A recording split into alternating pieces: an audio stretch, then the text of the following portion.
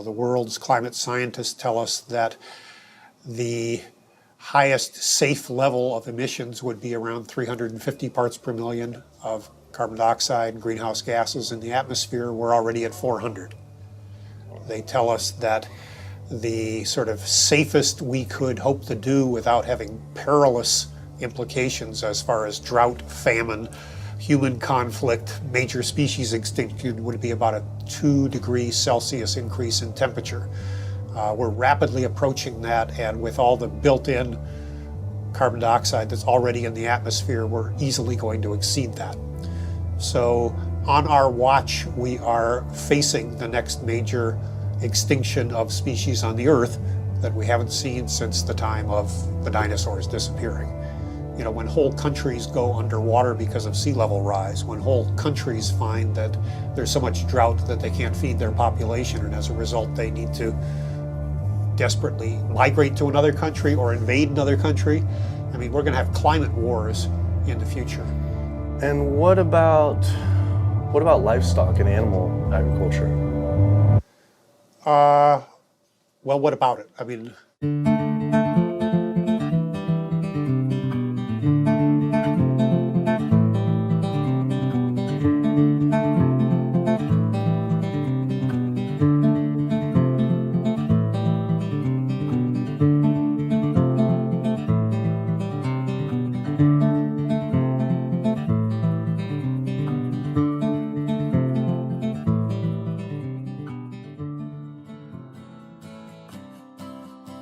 My name's Kip.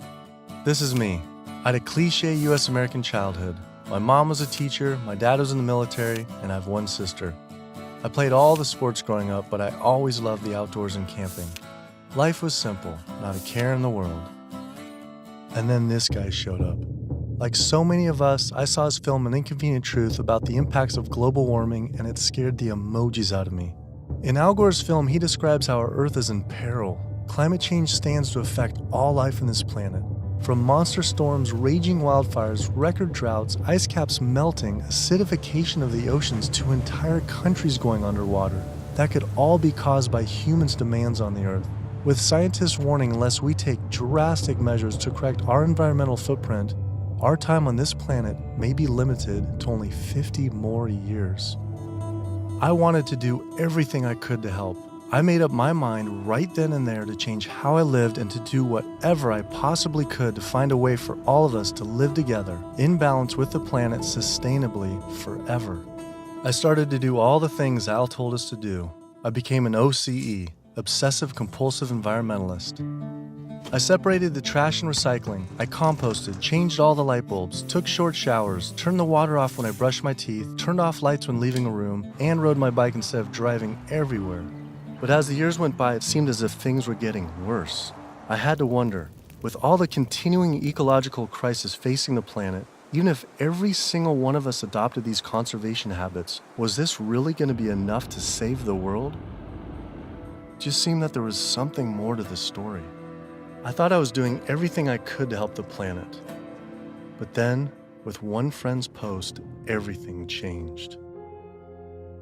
The post sent me to a report online published by the United Nations stating that cows produce more greenhouse gases than the entire transportation sector.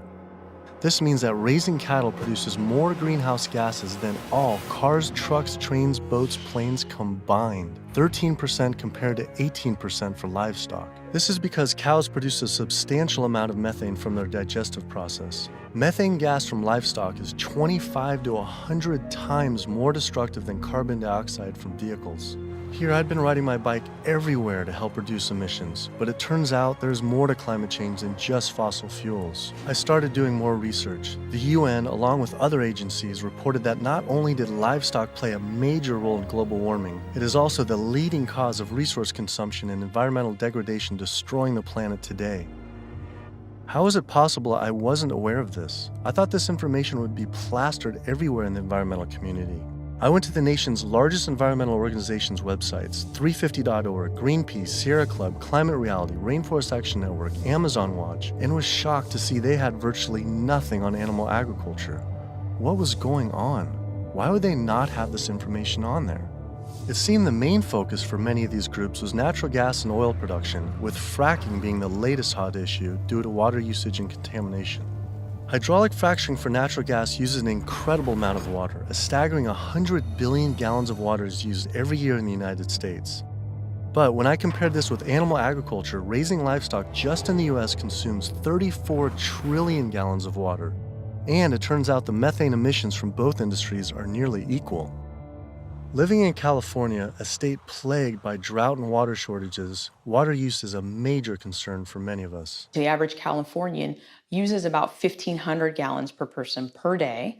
About half of that is related to the consumption of meat and dairy products. So meat and dairy products are incredibly water intensive, in part because the animals are using very water intensive grains. That's what they eat. And so all of the water embedded in the grain and that the animal eats essentially is considered part of the virtual water footprint of that product. I found out that 1/4 pound hamburger requires over 660 gallons of water to produce. Here I've been taking these short showers trying to save water, and to find out just eating one hamburger is the equivalent of showering 2 entire months. So much attention is given to lowering our home water use, yet domestic water use is only 5% of what is consumed in the US versus 55% for animal agriculture. That's because it takes upwards of 2,500 gallons of water to produce 1 pound of beef. I went on the government's Department of Water Resources Save Our Water campaign, where it outlines behavior changes to help conserve our water, like using low-flow shower heads, efficient toilets, water-saving appliances, and fix leaky faucets and sprinkler heads, but nothing about animal agriculture. When I added up all the government's recommendations, I was saving 47 gallons a day. But still, that's not even close to the 660 gallons of water for just one burger. I wanted to see if I could somehow talk with the government about this. Just calling to see if we could schedule an interview. Yeah, that would be good. What does your schedule look like this afternoon or tomorrow afternoon? Tomorrow afternoon could be good. For the urban environment, there are a lot of things that can be done. Indoor, using low-flow shower heads, low-flow faucets, efficient toilets, efficient water using appliances. All those are really good areas that can help quite a lot. But the biggest water savings is from outdoor. We have to be mindful of the way we use water. We have to use it as efficiently as possible. We have to protect its quality, and we have to be good stewards of the environment that depend on water. And checking the sprinklers. A lot of time we get a lot of leaks and broken sprinklers and things like that wastes water. And those are the areas that there's a lot of room for conservation. It kept on coming up. A lot was of animal agriculture. Can you comment on that at all, about how much that plays a role in water consumption and pollution?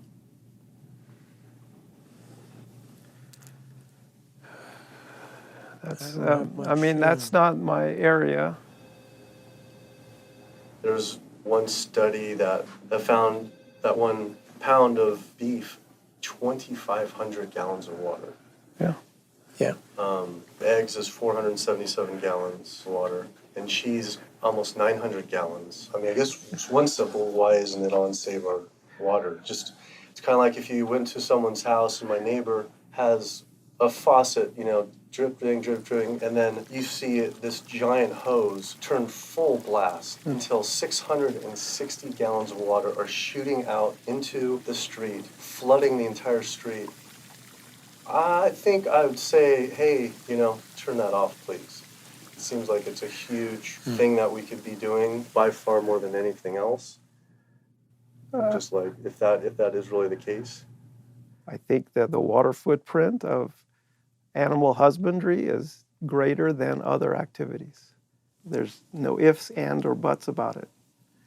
That would be really powerful, just rather than waiting till we're in a drought. What do you think about just starting now, and whoever's in charge of the Save Our Water, hey, let's start encouraging people to eat less meat now, because these studies are coming out. I don't think that'll happen. Why?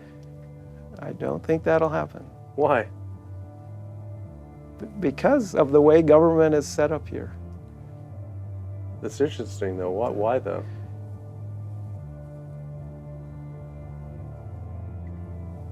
One is water management, and the other one is behavior change. Behavior of taking showers and not watering your lawn and doing all that, that's behavior. Yeah. Wow. Clearly the government did not want to talk about this issue.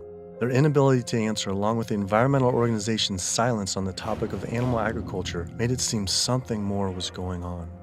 I started doing more investigating on the impacts of livestock and found out the situation was actually worse than I had thought. In 2009, 2 advisors from the World Bank released an analysis on human-induced greenhouse gases, finding that animal agriculture was responsible not for 18%, as the UN stated, but was actually 51% of all greenhouse gases. 51%. Yet all we hear about is burning fossil fuels. This devastating figure is due to clear-cutting rainforests for grazing, respiration, and all the waste animals produced. This makes animal agriculture the #1 contributor to human-caused climate change. But not only that, I found out raising animals for food consumes 1/3 of all the planet's fresh water, occupies up to 45% of the Earth's land, is responsible for up to 91% of Amazon destruction, is a leading cause of species extinction, ocean dead zones, and habitat destruction. Yet, the world's largest environmental groups that are supposed to be saving our world didn't mention this anywhere. I had to speak with environmental organizations to find out why they weren't addressing this issue. I sent off dozens of emails, made call after call, spent hours on hold. Days became weeks and weeks became months, and for some reason, no one wanted to talk to me about this. So bizarre. I supported these organizations for so long and now was met with silence. I was, however, able to connect with a handful of environmental authors and advocates that were willing to address this issue. I took my old trusty van, Super Blue, out of retirement and hit the road. So my calculations are that without using any gas or oil or fuel ever again from this day forward, that we would still exceed our maximum carbon equivalent greenhouse gas emissions, the 565 gigatons, by the year 2030, without the electricity sector even, or energy sector even factored in the equation, all simply by raising and eating livestock. If you reduce the amount of methane emissions, the level in the atmosphere goes down fairly quickly and within decades, as opposed to CO2. If you reduce the emissions to the atmosphere, you don't really see a signal in the atmosphere for 100 years or so. The single largest contributor to every known environmental ill known to humankind: deforestation, land use, water scarcity, the destabilization of communities, world hunger. The list doesn't stop. It's an environmental disaster that's being ignored by the very people who should be championing. Free-living animals made up, 10,000 years ago, made up 99% of the biomass. And human beings, we only made up 1% of the biomass. Today, only 10,000 years later, which is really just a fraction of time, we human beings and the animals that we own as property make up 98% of the biomass.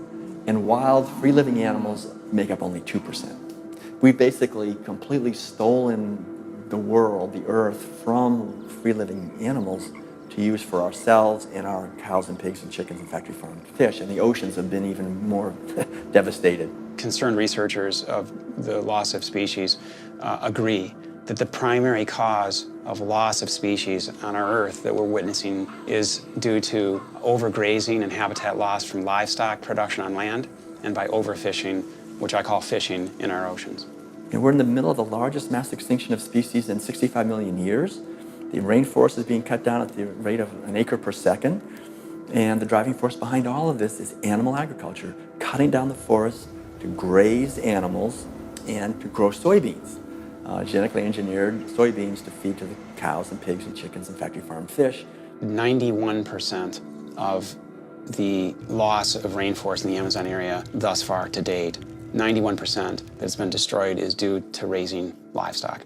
The leading cause of environmental destruction is animal agriculture.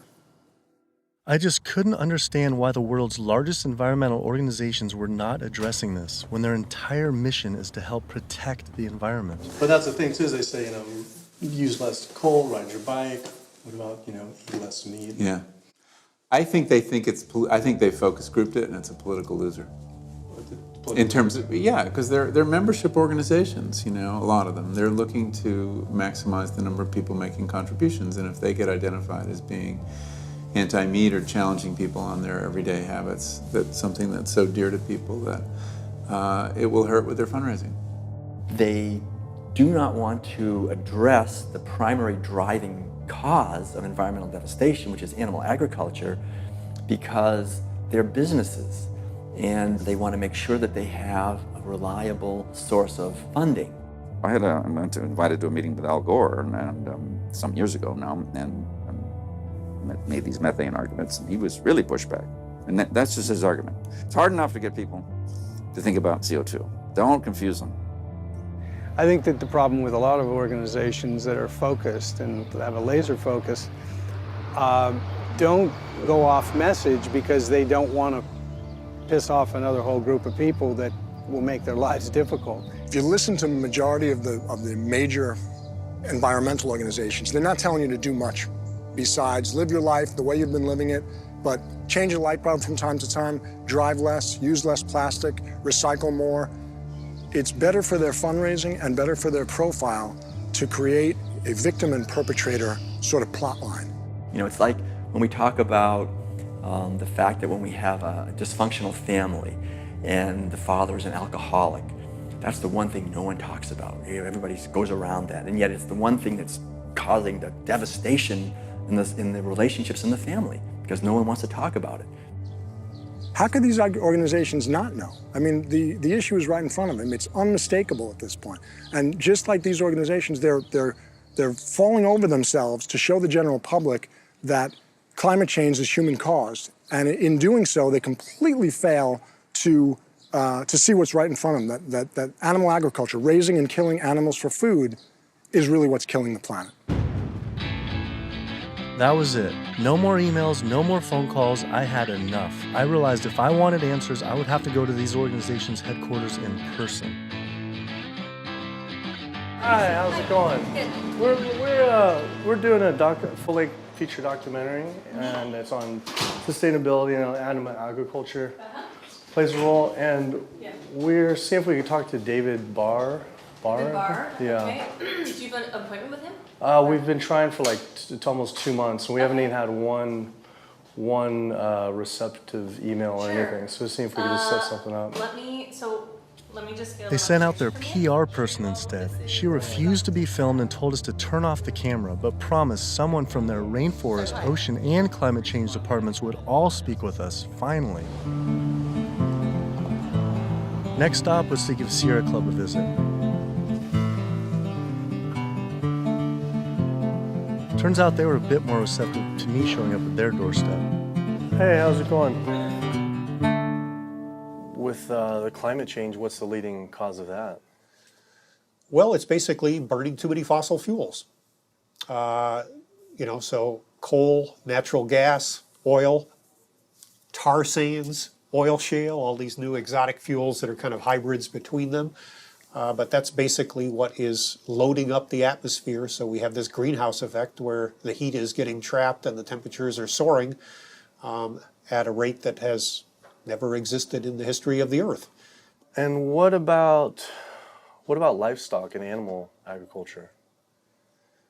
Well, what about it? I mean, do it just research. A couple of the UN report says it's more.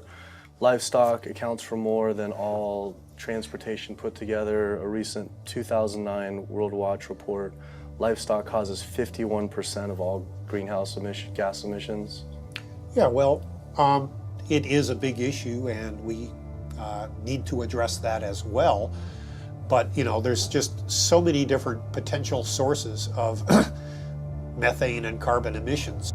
If the number one leading cause is animal agriculture and meat consumption, then doesn't that need to be the number one focus, if not the number two? Well, That's your assessment. Our assessment is different. Well, that was bizarre. So Greenpeace got back with me today and said, "It was great to meet with you yesterday. I've spoken with various people here at Greenpeace about your request, but I'm afraid we're not going to be able to help this time. Thanks again, and we wish you the best of luck."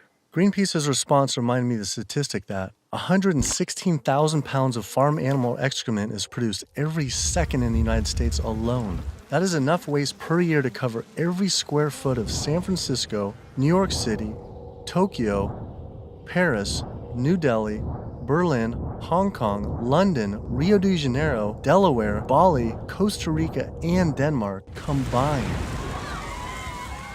Livestock operations on land has caused created more than 500 nitrogen-flooded dead zones around the world in our oceans, comprise more than 95,000 square miles of areas completely devoid of life. So any meaningful discussion about the state of our oceans has to always begin by frank discussions about land-based animal agriculture, which is not what our conservation groups, Oceana being the largest one in the world right now, the most influential, as well as others, that's not what is at the apex of their discussions. I went on my favorite ocean protection organization's website, Surfrider Foundation, to see what they were doing about this. Mostly what I found were campaigns about plastic bags and trash, but nothing about animal agriculture. What is the number one coastal water quality issue polluter? I mean, a lot of it, it's actually, we call it the toxic cocktail, because it really is this sort of diffuse source. So it's, heavy metal from tires and brakes and cars, heavy metals. It is these herbicides and pesticides. So it's really it's kind of picking up the everything we leave on the ground and collecting it together and pushing it out into the ocean. So it's hard to actually target one thing.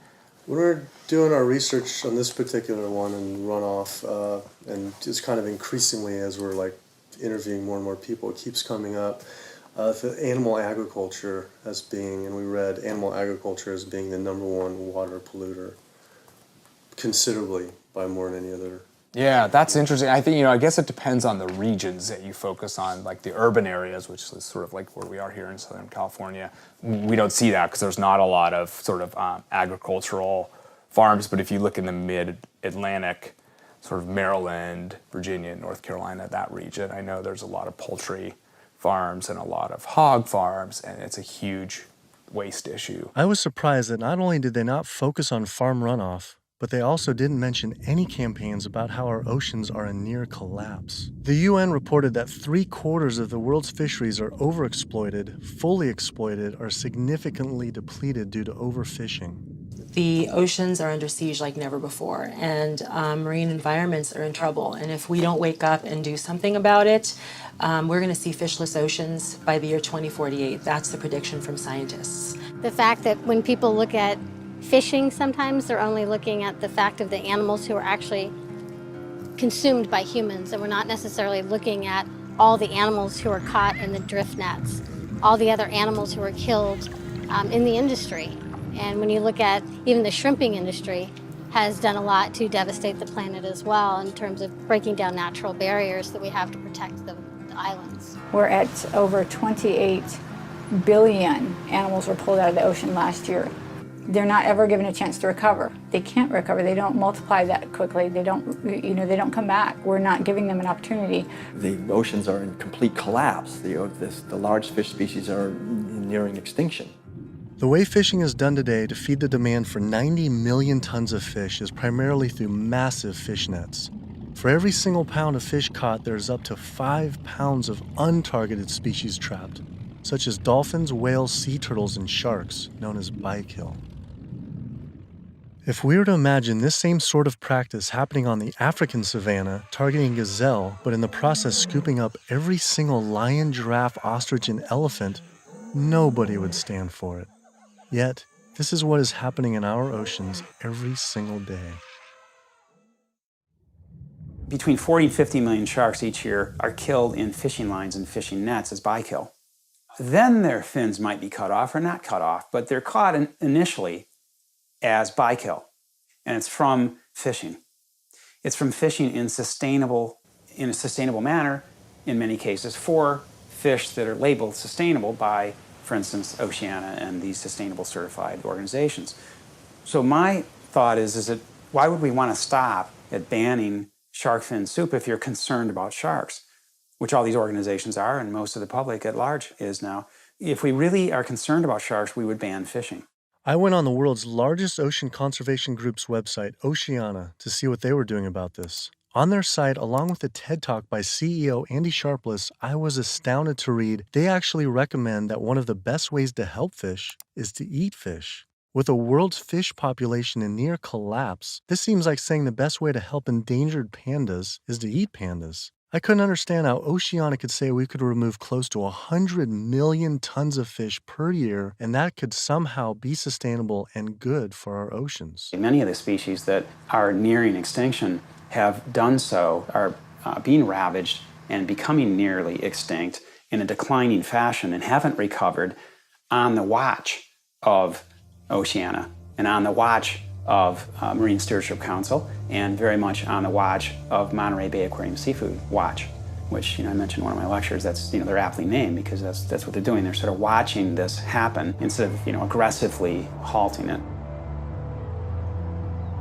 I mean, according to the United Nations Food and Agriculture Organization, roughly 3/4 of all the fisheries out there are either fully exploited or overexploited. So there's really not a whole lot of fish stocks out there that you might consider at healthy levels for the ecosystem. Watching Andy's TED Talk gave about feeding the world. In 1988, fish catch, as you mentioned, peaked at 85 million tons. How is it possible that we can sustainably catch 100 million tons by 2050, regardless if it's in a farm or if it's in the ocean? If for every pound of fish you're taking out, you're essentially taking out 5 pounds of wild fish, no matter whether it's a pond or it's in the ocean. How can that be sustainable?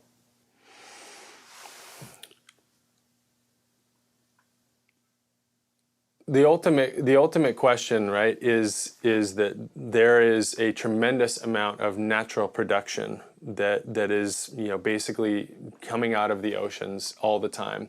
So we have a massive amount of upwelling from our ocean conveyor belt that's bringing up ancient 1,000-year-old nutrients, and our ecosystems are turning that into fish. Yes, they're eating each other, and you're losing some of that production every step up in the food chain, but you get more every year. You can fish and take some out, and next year there will be more.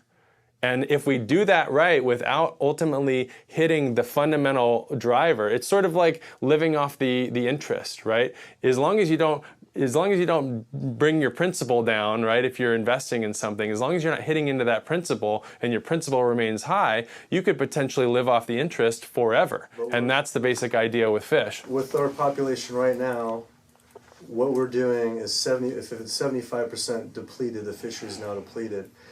And it's a good analogy with money. We're not living off our interest. We're in extreme debt. And if our population who's trying to live as a family on the same amount of money, and it's increasing 35% to 9 billion people, right? Isn't it just, hey, we got to stop spending money? Yeah. We need to stop eating fish. Well, if you could bring the principle back. Fishing of any type is depleting not only the species, but you get into this serial depletion where one fish species will be minimized and the fishing industry for that fishery will move on to the next species. And it's called serial depletion, aptly named.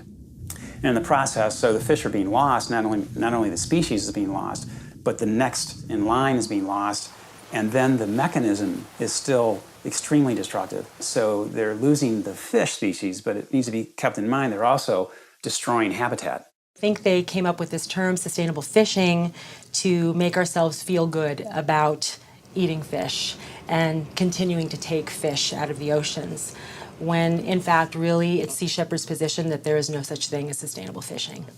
Seafood is not a protein source for a sustainable protein source for the feeding of the planet, of the people on the planet. It's just not.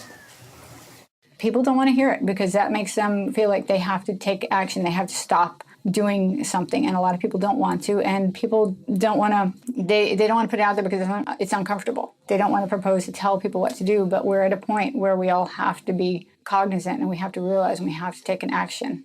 Our founder, Captain Watson, likes to say, if the oceans die, we die. That's not a tagline, that's the truth.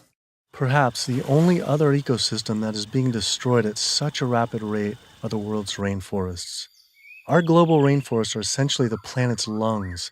They breathe in CO2 and exhale oxygen. An acre of rainforest is cleared every second, and the leading cause is to graze animals and grow their feed crops. That is essentially an entire football field cleared every single second. And it is estimated that every day, close to 100 plant, animal, and insect species are lost due to rainforest destruction.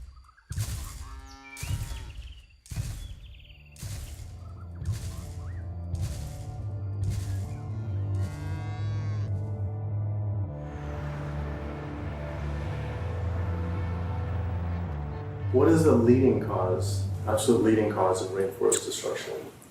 Human intervention into rainforests is the leading cause. And so it's either for logging or it's for agribusiness. And that's when you're looking at the top global drivers, it will vary a bit by the rainforest that you're talking about.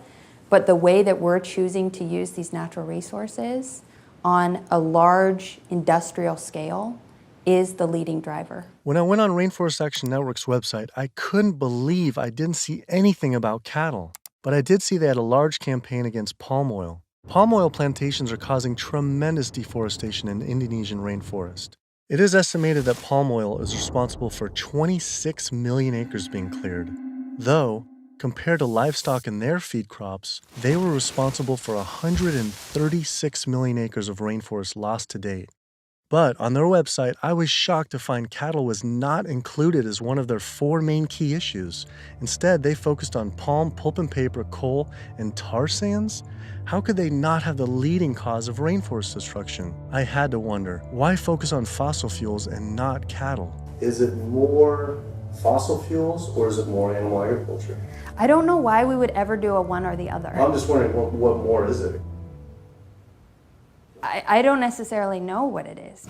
Could the executive director of one of the world's largest rainforest protection groups honestly not know what was going on? Or even worse, were they hiding it on purpose? And if so, why? I immediately went to Amazon Watch to see if they would say what the leading cause of rainforest destruction truly is. The most biologically and culturally diverse place on the planet is under massive attack right now. The Amazon rainforest itself could be gone in the matter of the next 10 years. What is the leading cause of rainforest destruction?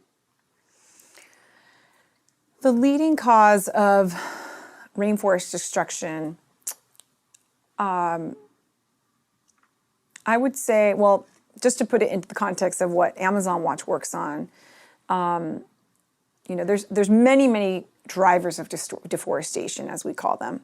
Many different reasons and ways that the rainforests are destroyed.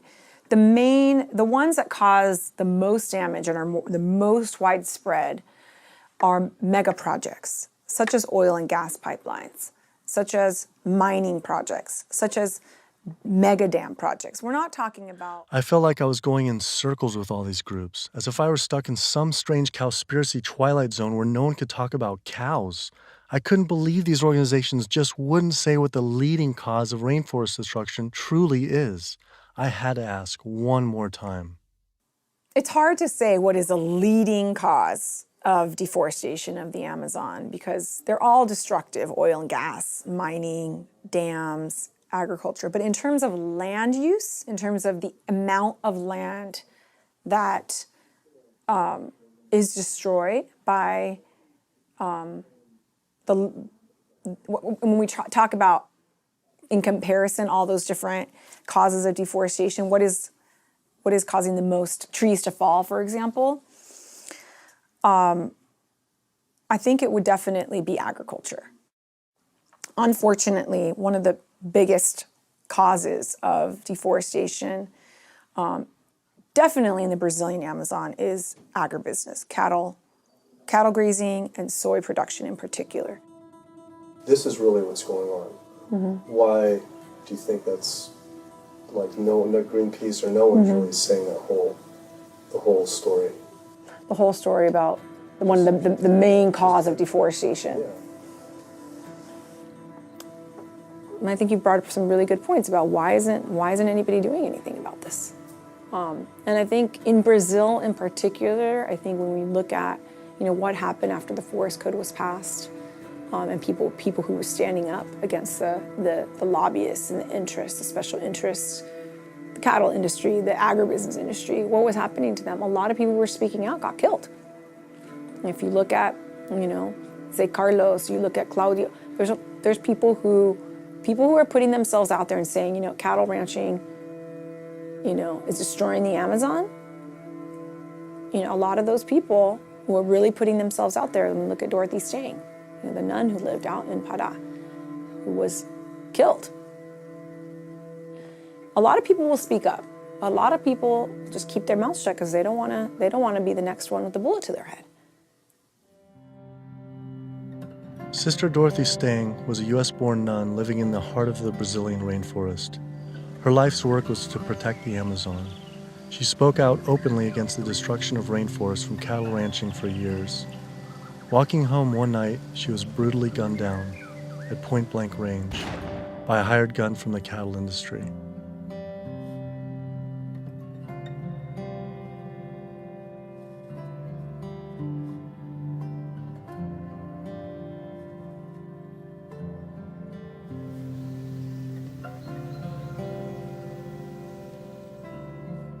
After Greenpeace's initial denial for an interview, I wrote again, begging they reconsider. Greenpeace got back again and said again, I'm afraid we've explored the options here in terms of helping you and are not going to be able to be involved this time. You mentioned you were also speaking to Oceana. I'm sure they'll be able to give you some great quotes about ocean-related issues. Thanks again for thinking of us. Unbelievable. With Greenpeace unwilling to be interviewed, I had to find a different avenue for answers. There's something really fishy going on over there. Fortunately, I found a former Greenpeace board of director who now speaks openly about the industry. Environmental organizations, like other organizations, are not telling you the truth about what the world needs from us as a species. It's so frustrating when the information is right before their eyes. It's documented in peer-reviewed papers and journals. It's there for everybody to see, but the environmental organizations are refusing to act. Nowhere do you find in their policies, and nowhere do you find in the Greenpeace mission that diet is important, that animal agriculture is the problem. They are refusing, like other environmental organizations, to look at the issue. The environmental community is failing us, and they're failing ecosystems. And it's so frustrating to see them do this. NRDC, the Earth's best defense. All right, so here they actually do have a few things on animal agriculture. The leading cause of environmental degradation is too much pollution and too many engines churning too fast in too many places around the globe. Lately, in 2009, a World Watch report that livestock causes 51% of greenhouse gas emissions, and transportation is around 13, and then the low end, the UN was around 18 to 30, which is more than all transportation, all put together. Internationally or nationally? Yeah, I think energy production and transportation are still major sources. So I think, I guess I'm not going to comment on that because I'm not familiar with those numbers. So it's, don't quote me on this, but that's cow farts. That's what I think what that is. I think that's cow farts.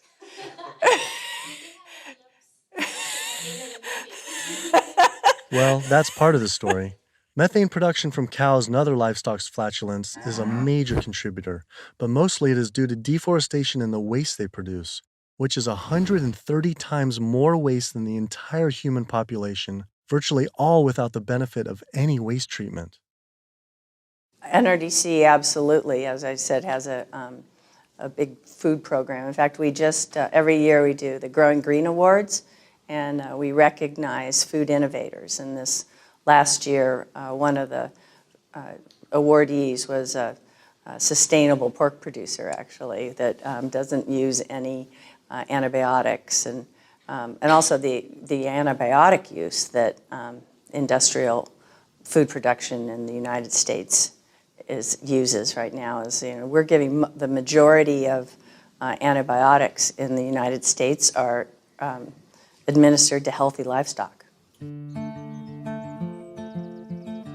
I wanted to visit one of these sustainable farms. I found the Markegard grass-fed beef farm on the lush, misty California coast.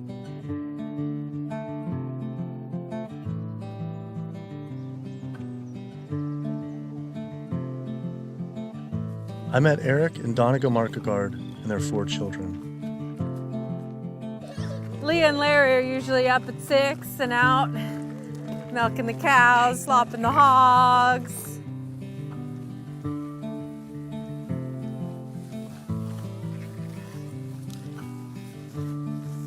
Altogether, we graze about 4,500 acres. Wow. And this is our home ranch, and this is 952 acres of that. On average, it's about 1 cow or a cow and a calf per every 10 acres. We would produce annually roughly 80,000 pounds of finished plate-ready meat.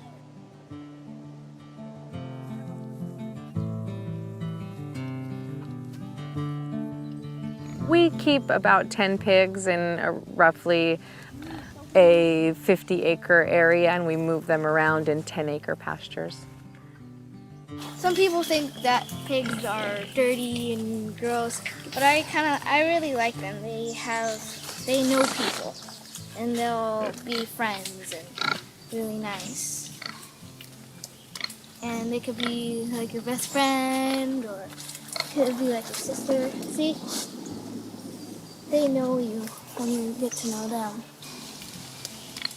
I mean, I shouldn't be bonding, but you have to have nice pigs. Why shouldn't you bond with them? Well, because they're gonna turn into bacon. Oh. But these pigs are about 7 months old now. That's it? Wow. So these bigger ones are getting ready to be killed. Those 2 smaller ones there, they could grow up a few more months. I love animals, and that's why I'm in the meat business. It's what more of society needs to see, is that packaged piece of meat is a living animal, living and breathing creature that, yeah, it's hard. It's hard. But like what Donegal said earlier, we do it because we love them. With the land use, there's anywhere between, with industrial, as low as 2 to 2.5 acres per cow, all the way up to some, depending, it's not as lush as this, up to 35 acres. Yeah, we have a ranch in South Dakota that's 50 acres. 50 acres per? Yeah, it's about 50 acres, yeah. And why is that? Same thing, it was just farmed and robbed of all the nitrogen, the land also was abused, seasonal, and right? it's also seasonal. Is it possible, and is it practical for the whole world to, say, have grass-fed cattle? In, like, say, Brazil, where 80%, supposedly 80% of the rainforest was destroyed for cattle. What are your thoughts on that? They shouldn't be eating beef. If their environment wasn't designed to raise beef, then they shouldn't be eating it. Yeah. How do you offset the carbon footprint of livestock?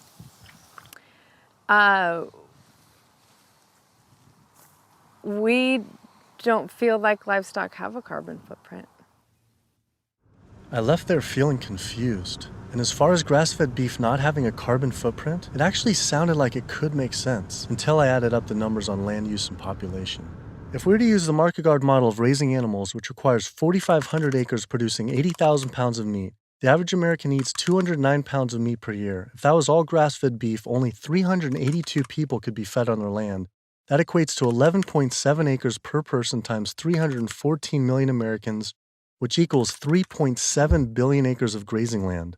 Unfortunately, there are only 1.9 billion acres in the U.S.'s lower 48 states. Currently, nearly half of all United States land is already dedicated to animal agriculture.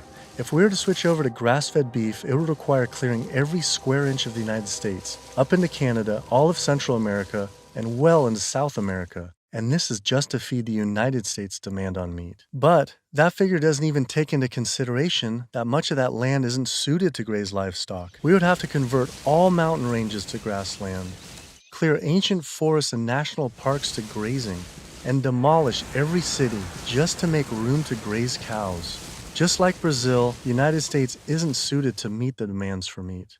It takes 23 months for a grass-fed animal to grow to the size and age that it's slaughtered, whereas a grain-fed takes 15 months. So that's an additional 8 months of water use, land use, feed, waste, and in terms of a carbon footprint, it's a huge difference.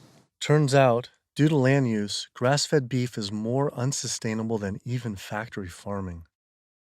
I had to come to terms with the fact there was no way to sustainably raise enough animals to feed the world's current demand on meat, and had my doubts on dairy as well. But I did want to talk with a premier organic dairy company to see if they believe their product was sustainable for the world's population.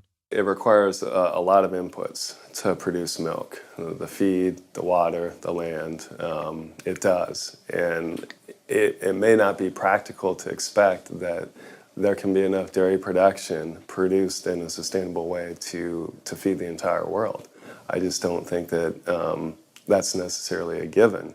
I think it's maybe too much to expect that the world can be fed with dairy in a sustainable way. I don't know the answer, but common sense would say that's a long shot. I was shocked to hear such an honest answer. If this is what the dairy's CEO would say, I wonder what the farmer would claim. Based on their marketing, it seemed their farms were an oasis for cows.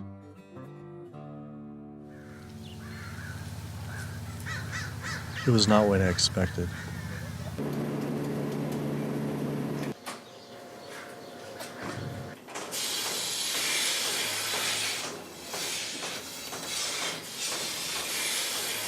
Typically, a cow will eat 140 to 150 pounds of feed a day. 40 to 50 pounds of feed every day. And then she's also going to drink between 30 and 40 gallons of water.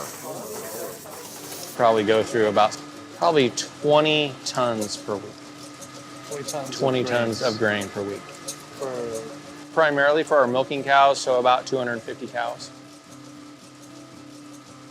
Yeah, so the biggest part of sustainability to me, the number one thing on the list should be profitability. So how the process completely works from start to finish is the cow needs to have a baby in order to give milk. And so she'll have her baby. That baby's going to stay with the mother for at least 2 days. The babies will go off to our calf raising facility, so they have an individual hutch that they'll be raised in. Since we're a dairy, it's only the girl cows that give us milk.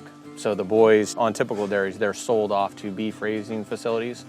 But we do keep approximately half, and we raise them for 2 years and sell them as organic grass-fed beef. So all dairy cows eventually go to the beef industry? Mm-hmm. At some point in time, she's really going to drop off, and so you have to make a business decision at that point. Are you going to keep investing in her, to give milk, or are you going to sell her off again to another dairy or into the beef industry?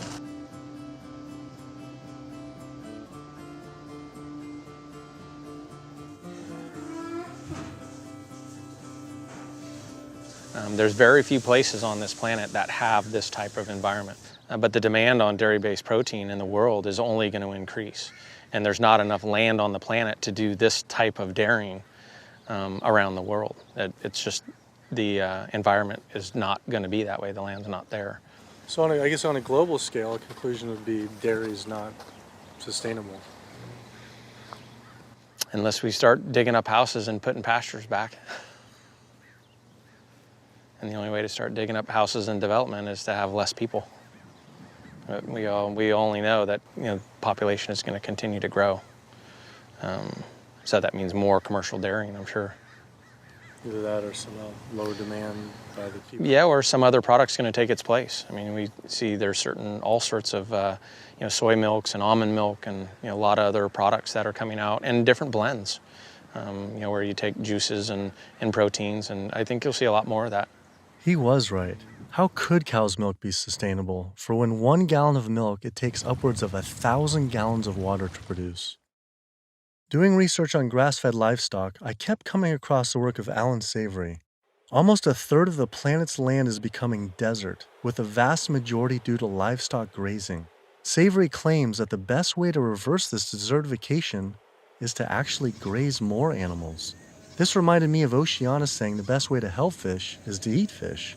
This is the same man, during the 1950s, working as a research officer for the game department of what is now Zimbabwe, came up with a theory, in spite of scientific evidence, that actually elephants were the cause of desertification there. And his solution was convincing the government to kill 40,000 elephants. Yet, after 14 years of relentless slaughter, the conditions only got worse. His theory was wrong. The culling finally ended, but not until tens of thousands of elephants and their families were killed. This is not someone I would ever take ecological advice from.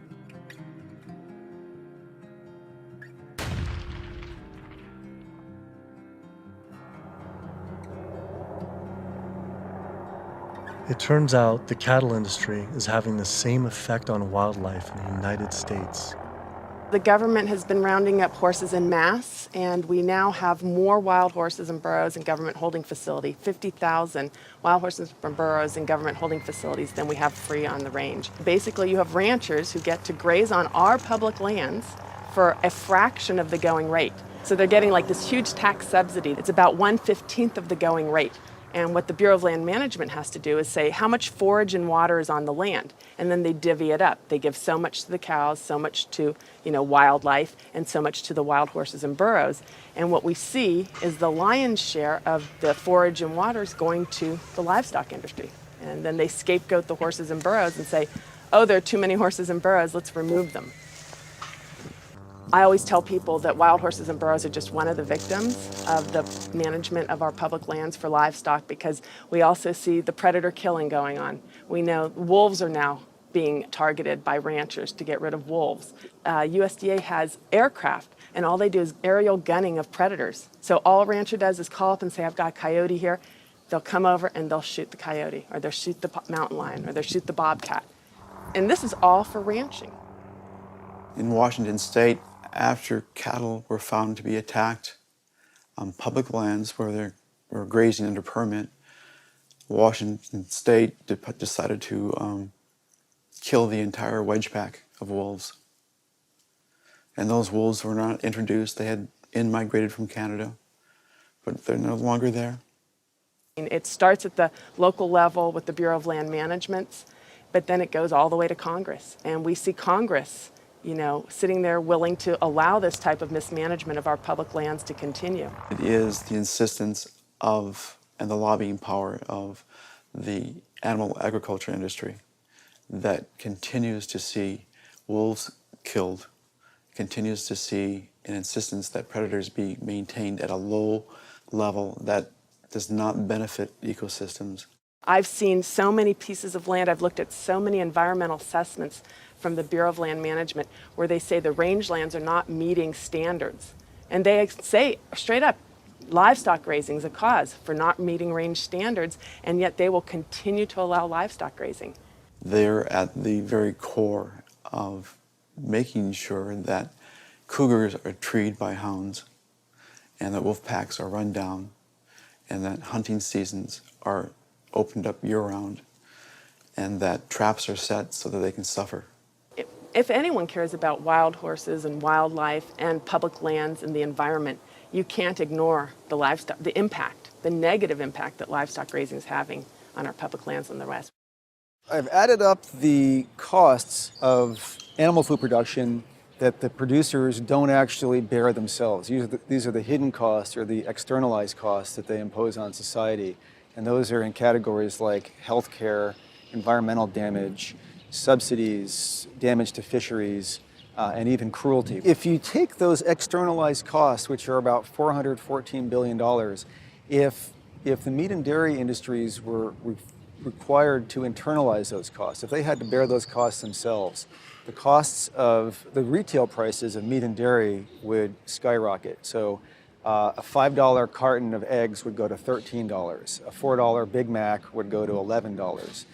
The problem with these externalized costs being imposed on society is that whether you eat meat or not, whether you're an omnivore or an herbivore, you are paying part of the costs of somebody else's consumption. So that when somebody goes into a McDonald's and buys a Big Mac for $4, there's another $7 of costs that's imposed on society. I'm paying that. You're paying that, whether you eat meat or not. When you really look at who's benefiting and who's lobbied for this system of agriculture, it's the largest food producers in the country and the largest meat producers. And once they become so large and wealthy, then they can dictate the federal policies around producing food because they have so much political power. Was this why Al Gore, even during his vice presidency, never addressed the issue of animal agriculture and failed to talk about it in his film, An Inconvenient Truth, or his organization, the Climate Reality Project? Was this truth just too inconvenient for even him? I felt let down by the man who inspired me on this entire path. I knew I needed to talk to an animal agriculture lobby group to see what they had to say. If they could silence the government, are they influencing and possibly have connections to these environmental groups as well? Animal Agriculture Alliance, one of the biggest livestock lobby groups in America, has agreed to an interview. Greenpeace won't give us an interview, but Animal Agriculture Alliance has agreed to an interview. Now that is saying something. People hear the word GMOs and that's a really scary term, and again, I think agriculture has kind of struggled to explain what that means, but in reality, what we've done is to use technology to make advancements in how we raise crops and how we raise animals. We're not going to feed the world, going back to how it was 100 years ago where all the animals were, pasture fed. We didn't just move animals inside and just implement these large vertically integrated systems because of sustainability. It certainly reduces the environmental impact while improving animal well-being and food safety. So they're saying that animals like it just as much being inside, say the chickens and the cows like being just as much inside as pasture grass-fed? In a lot of cases, it's been a significant improvement in their well-being, just in terms of the amount of care they can get, individualized care. Does the meat and dairy industry ever support or donate to environmental nonprofits? I don't know that I would want to comment on that. Yeah, I don't know.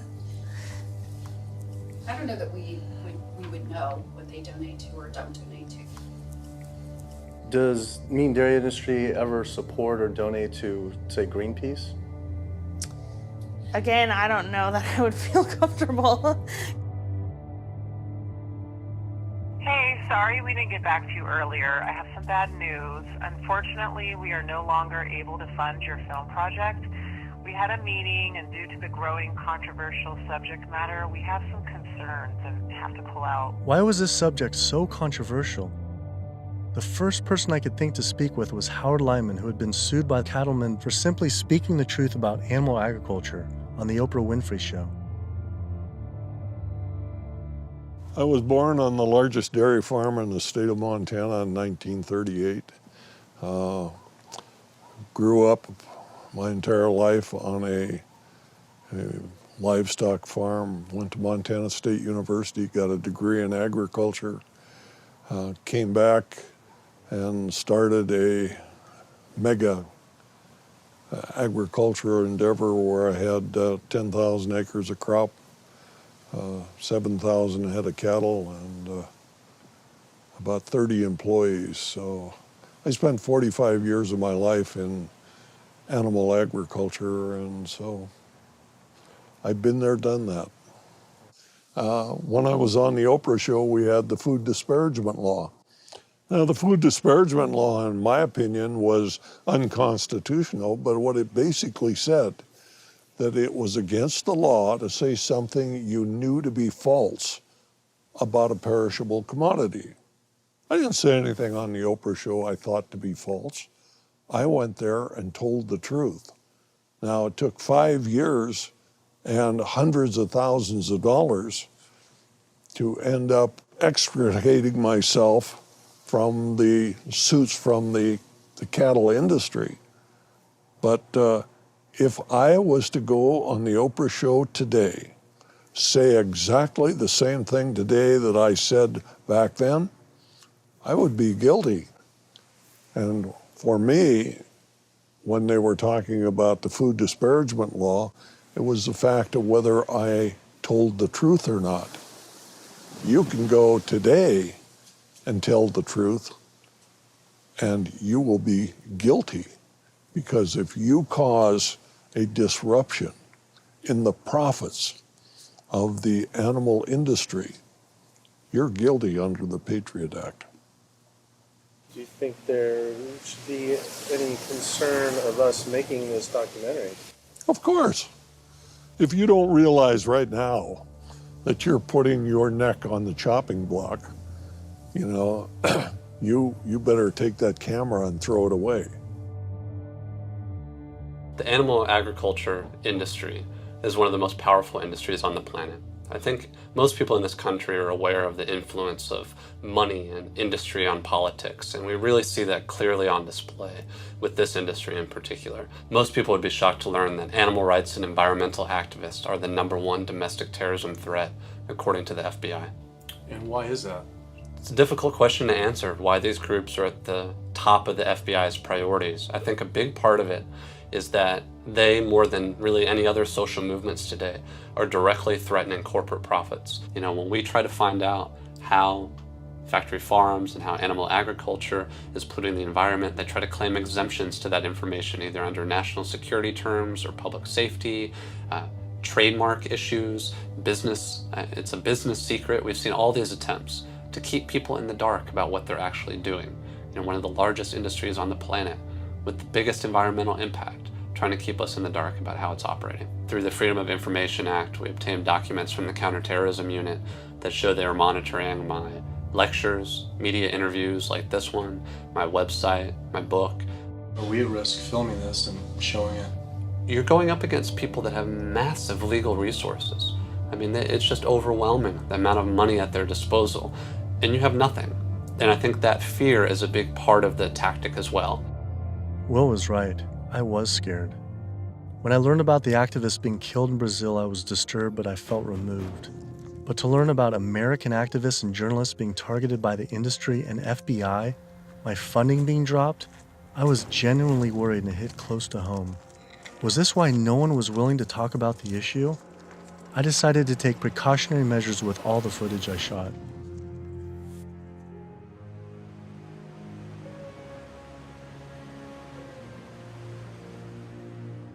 I was beyond frightened to imagine what could possibly happen if I pursued this subject any further. It seemed the only decision to make was to put down the cameras and walk away. But then, I realized this issue was way bigger than any personal concern I could ever have for myself. This was about all life on Earth hanging in the balance of our actions, and that you either live for something or die for nothing. And I actually had no choice all along. I decided then to surrender not to fear from the secret, but rather to a cause towards truth. I couldn't be like these environmental organizations and sit silently while the planet was being eaten alive right in front of our eyes.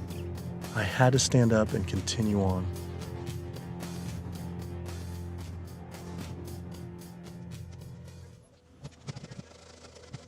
Some people would say the problem isn't really animal agriculture, but actually human overpopulation. In 1812, there were 1 billion people on the planet.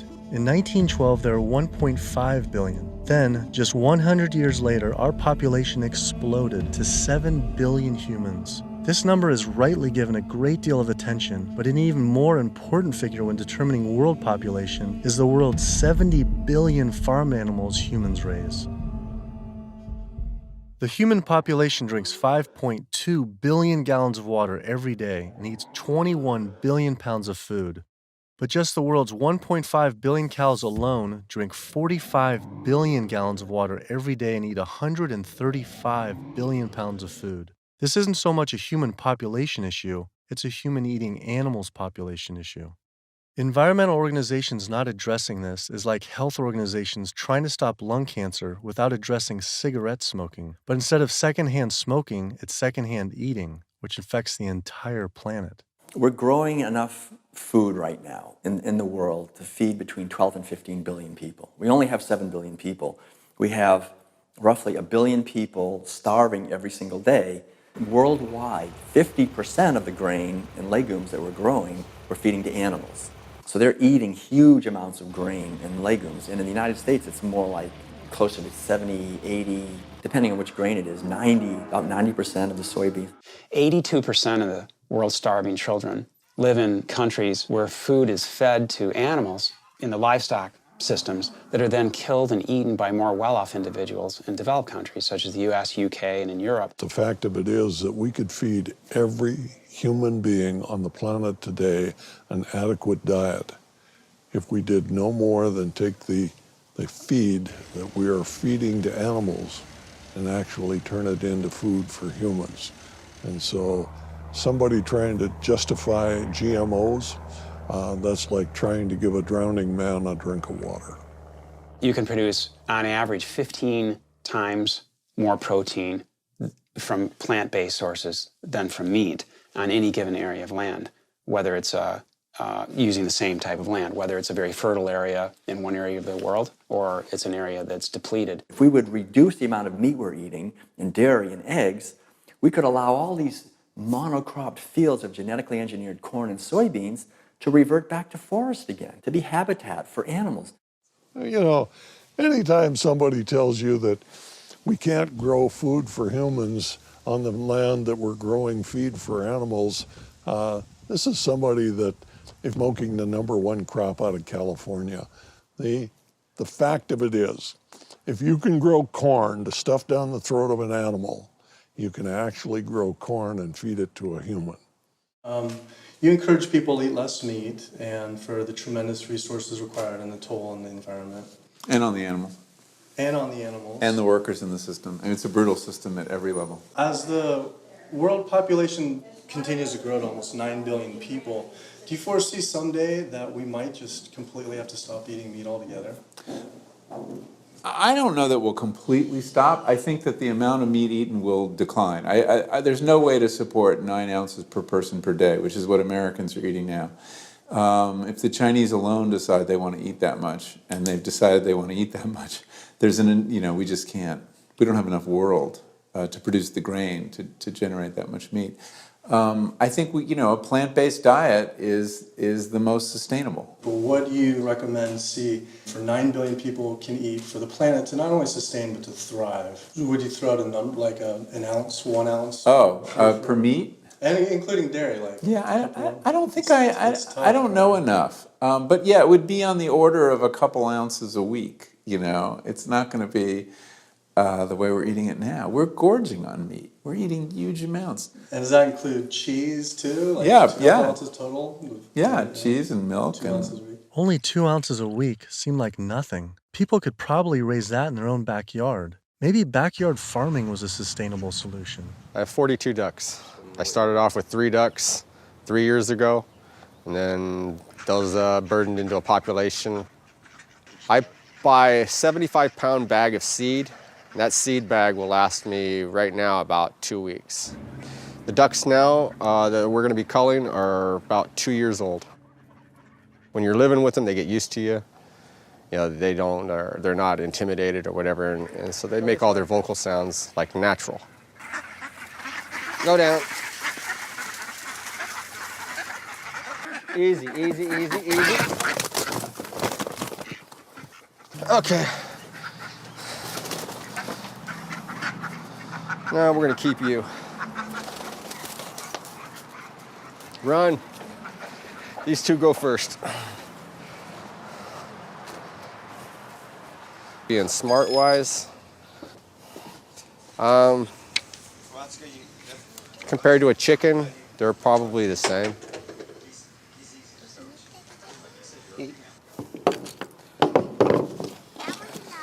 Yeah, he is. Alrighty. Okay. Right there.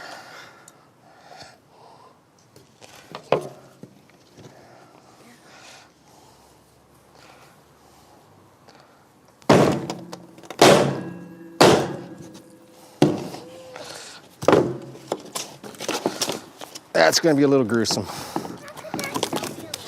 Hmm? How could that still be alive? They're not.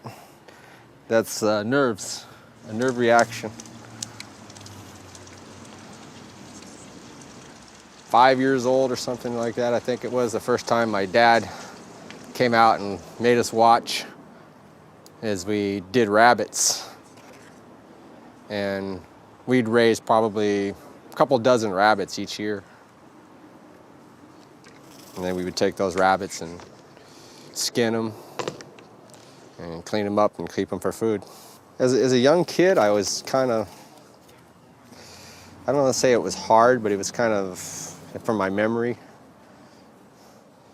because some of the rabbits I had named, so it was kind of like going, you're like going, but after doing it a couple of times, you kind of just learn it's just something that has to be done.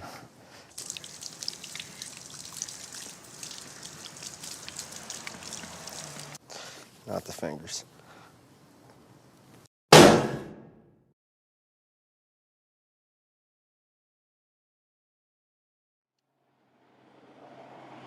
just can't do it. I don't think I could have someone else do it for me if I can't do it. If I can't do it, I don't want someone else doing it for me. And then sustainability, for sustainability, 75 pounds is 2 pounds per, so it's a pound per week per duck. 52 weeks, 110, so it's 110 pounds of food for 1 to 1.5 pound of meat. So on a sustainability issue, it's 100 to 1. And that grain gets, who knows where that grain comes from. But I mean, when it gets to this point, it's not even about sustainability. It was just, I don't feel real good inside. It's the first time I've ever seen that. So, kind of, yeah. I had been so caught up in the destruction caused by animal agriculture, I realized I had never truly dwelled on the obvious reality that every one of these animals was killed. It was always a disconnected, abstract fact of eating meat, but when it became personal, face to face, the story changed. I had already scheduled weeks in advance to film another backyard slaughter of a chicken that stopped producing eggs. I didn't know how I was going to possibly go through another slaughter. So I didn't.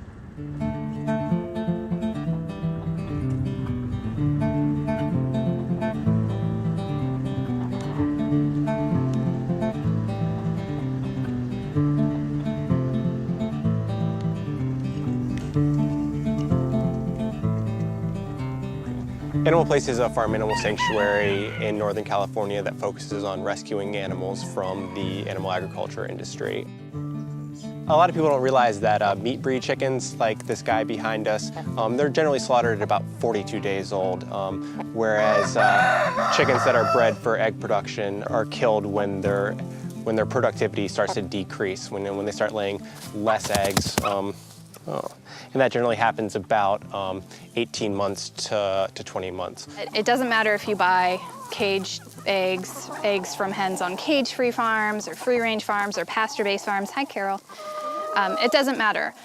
It turns out there's a successful movement of sustainable animal alternative food producers based right here in California, funded by big names like Bill Gates and Biz Stone. When you imagine all those egg-laying hens eating all that soy and all that corn, you have an energy conversion ratio at about 38 to 1. Whereas alternatively, you can find plants. And you can grow those plants and you can convert those plants into food. And the energy conversion ratio for the plants that we're using to replace the eggs is about 2 to 1 compared to 38 to 1 for eggs. So our explicit goal is to have the maximum amount of impact by creating this new model that makes the global egg industry entirely obsolete. We're making the Omega products and proving that we can make better tasting food that's great for you, and it takes 1/20th of the land and resources that dairy do. If I could tell you that you could have the fiber structure of meat, the satiating bite of meat, the protein, and all the nutritional benefits of meat without actually having animal protein itself. And by doing that, you could address climate change. You could address the human health epidemics that we're seeing. You could address animal welfare, and you could address natural resource conservation. Would you make the change? But what if people just ate less animal products, like going meatless on Mondays? When you go meatless on Monday, if you ascribe to that campaign, you're essentially contributing to climate change, pollution, depletion of our planet's resources, and your own health than on only 6 days of the week instead of 7. You're creating a false justification, clearly a false sense of justification for what you're doing on those other 6 days of the week. So in other words, we really shouldn't be resting on our laurels of what you do right only 1/7 of the time. You can't be an environmentalist and eat animal products, period. Kid yourself if you want. If you want to feed your addiction, so be it. But don't call yourself an environmentalist. I knew I had to stop eating all animal products. I wanted to help the planet be sustainable, but I needed to sustain myself. I had doubts about being healthy and not eating meat, dairy, and eggs. All I knew was a standard American diet I grew up on. Is it even possible to be a healthy vegetarian or vegan? Is it possible to be a healthy vegetarian or vegan? I became vegan for, 32 years ago now, and I run several miles every day. I go biking 40, 50 miles through the countryside. I work long hours. I feel great. It's nice waking up in a light, trim body every day. And so many of my vegan friends and patients, are just, they're thriving since their transition to a vegan diet. So yes, and I've seen vegan moms go through healthy vegan pregnancies and deliver healthy vegan children and raise them into tall, full-size, intelligent vegan adults. And yes, certainly all the nutrients are there in the plant kingdom to do this. That is correct. Think anyone should be consuming dairy? I really don't. When you think about it, the purpose of cow's milk, I did most of my growing up on a dairy farm in Wisconsin. The purpose of cow's milk is to turn a 65-pound calf into a 400-pound cow as rapidly as possible. Cow's milk is baby calf growth fluid. That's what this stuff is. Everything in that white liquid, the hormones, the lipids, the proteins, the sodium, the growth factors, the IGF, every one of those is meant to blow that calf up to a great big cow, or it wouldn't be there. And whether you pour it on your cereal as a liquid, whether you clot it into yogurt, whether you it into cheese, whether you freeze it into ice cream, it's baby calf growth fluid. And women eat it, and it stimulates their tissues, and it gives women breast lumps. It makes the uterus get big, and they get fibroids, and they bleed, and they get hysterectomies, and they need mammograms, and gives guys man boobs. Cow's milk is the lactation secretions of a large bovine mammal who just had a baby. It's for baby calves. I tell my patients, go look in the mirror. Do you have big ears? Do you have a tail? Are you a baby calf? If you're not, don't be eating baby calf growth fluid in any level. There's nothing in it people need. It was a relief to hear I didn't have to eat any animal products to be healthy and even thrive, but I still thought you needed animal manure to grow organic agriculture. It turns out there's an entire movement with people growing food without any animal inputs. I visited Earthworks Urban Farm in Detroit, where they are working with and growing food for the low-income community. We tend to see ourselves as individuals in a bubble, and forget that we inhabit this land and this earth with other creatures. And so we have to learn how to share more, I guess. Jaws here is working on his garden. You'll be surprised what you can do with what seems to be not a lot of space. About a 4x8. Yeah. What's your goal this year? How much do you think you can maximize that? I would push for 100 at least. 100 Least. pounds. Least. Wow.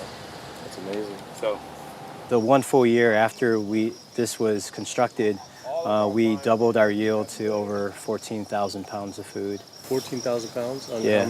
about how many acres? About 2.5. So as much food as we produce and we grow, or the earth helps us grow, is we also have to return those nutrients back to the soil. So we like to think of our work as being regenerative, that we're putting as much life-giving substance in the ground as we're taking out. So just kind of healthier and safer to use vegetarian or vegetable composting and stuff? Yeah, that's what we found. But also because it takes less time, it's a lot easier to manage. A lot easier, yeah. Yeah. And the soil's just as rich. No. Yeah, absolutely.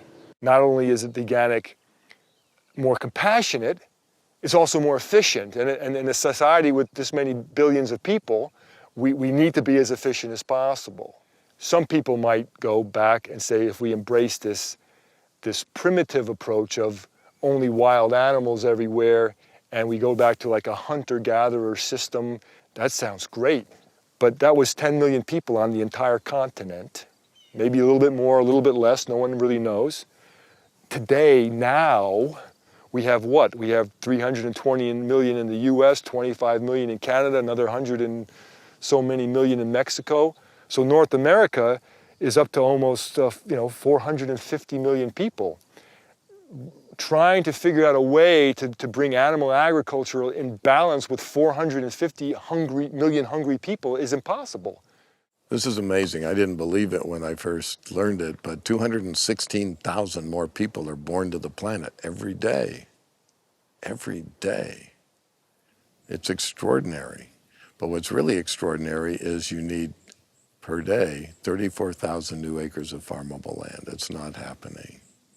To feed a person on an all-plant-based vegan diet for a year requires just 1/6 of an acre of land. To feed that same person on a vegetarian diet that includes eggs and dairy requires 3 times as much land.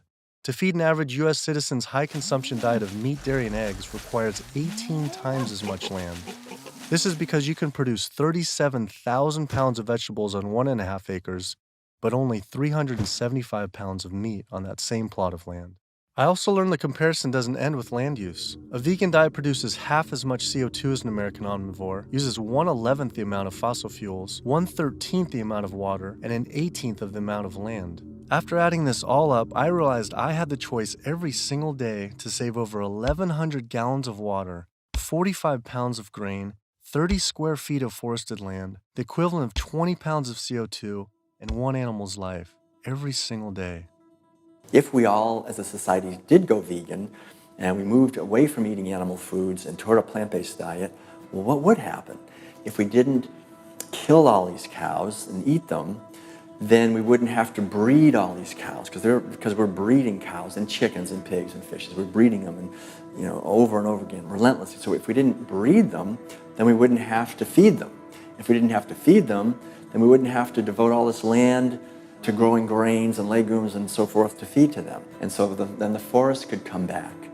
Wildlife could come back. The oceans would come back. The rivers would run clean again. The air would come back. Health would return. Renewable energy infrastructure, such as building solar and wind generators all over our country to reduce climate change, I mean, that's a pretty good idea, but it's projected to take at least 20 years. And at least minimally $18 trillion to develop. It's important to realize that we don't have that long of a time frame. We just talked about how it might be a 3 to 4 year time frame. So we don't really have 20 years, and we really don't have $18 trillion to develop these. So another solution to climate change, we could stop eating animals. And it could be done today. It doesn't have to take 20 years, and it certainly doesn't have to take $18 trillion because it costs nothing. Some people say, well, let's fix CO2 and then we can worry about the methane. Well, it's the other way around. It actually makes sense. Do something about methane because you get a response right away. Quietly and unmistakably, the most powerful thing that someone can do for the environment. No other lifestyle choice has a farther-reaching and more profoundly positive impact on the planet and all life on Earth than choosing to stop consuming animals and live a vegan lifestyle. Do you realize 75% of Americans consider themselves to be environmentalists? You don't think we couldn't solve this problem in a heartbeat? I'll tell you what, all we would need is for the environmentalists to live what they profess, and we'd be on a new course in the world. We will not succeed until we stop animal agriculture. And by succeed, I mean we will not save ecosystems to the extent necessary. We will not have enough food for people around the planet. We will not stop global warming. We will not stop pollution and the dead zones that run off all the fields of corn and soy that are grown to feed livestock. And we will not stop the hunting of wolves and other predators. Now, organic farming is one major positive step in the right direction, but we need to keep walking. We need to get beyond organics. We need to get to sustainability. When you take the animal out, well, you also take the greenhouse gas issue out, and you take the food safety issues out, and you take some of the other externalities related to food scarcity out. But one thing that's amazing is, I think you put our values back in. You put values like compassion and integrity and kindness, values that are natural to human beings. You put that in. You build that back into the story of our food. And I think as this begins to progress, I think it also helps people to pause before they eat that egg, before they eat that steak, before they eat that chicken nugget, and ask themselves, is that really what they want? Or do they actually want something more?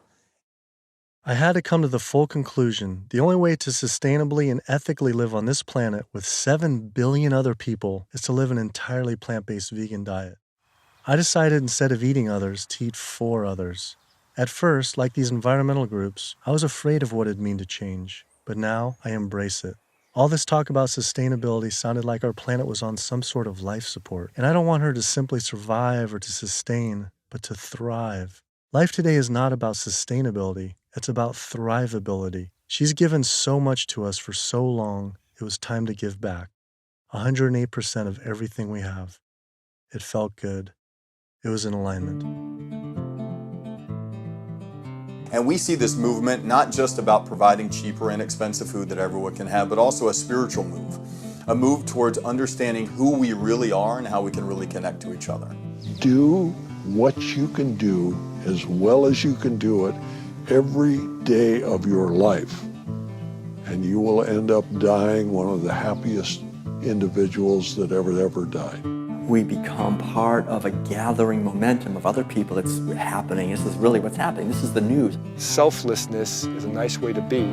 It has all these benefits for yourself as well as the planet and other people. So it's a beautiful way to live. Ecologically, it just feels better. This is about massively transforming how our society eats because it's a necessity. It's acting on what we know and acting kindly and gently on the whole planet and with other people to accomplish the goals of living better. We can do it, but we have to choose to do it. You can change the world. You must change the world.